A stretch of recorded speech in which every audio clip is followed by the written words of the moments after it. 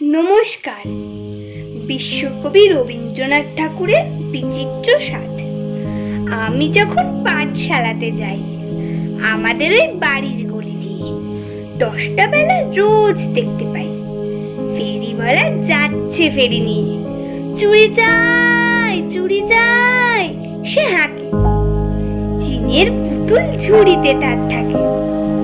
চায় সে চলে যে পথে তার খুশি, যখন খুশি খায় সে বাড়ি গিয়ে।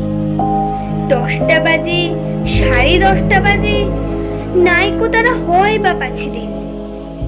ইচ্ছে করে সিলেট ফেলে দিয়ে অমনি করে বেড়াই নিয়ে ফেরে। আমি যখন হাতে মেখে খাই, ঘরে ফিরি 4:30 বাজে। কোদাল নিয়ে মাটি কোপায় মালি বাবুদের ওই ফুল বাগানের মাঝে।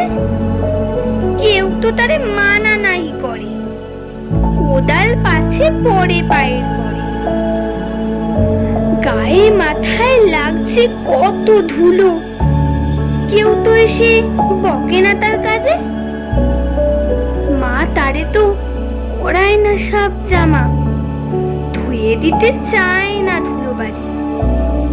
ইচ্ছে করে আমি হতেম যদি বাবুদের ওই ফুল বাগানের মালি। একটু বেশি রাত না হতে হতে মা আমারে ঘুম পাড়াতে চায়। জানালা দিয়ে দেখি যে পথে পাগড়ি পরে পাহারা বলা যায়।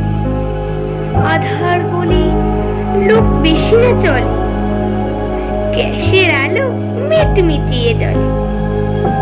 লণ্ঠনটি ঝুলিয়ে নিয়ে হাতে দাঁড়িয়ে থাকে বাড়ির দরজায়।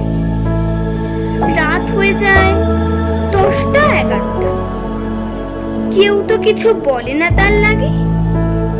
ইচ্ছে করে পাহারাওয়ালা হয়ে গলির ধারে আপন মনে জাগি। নমস্কার।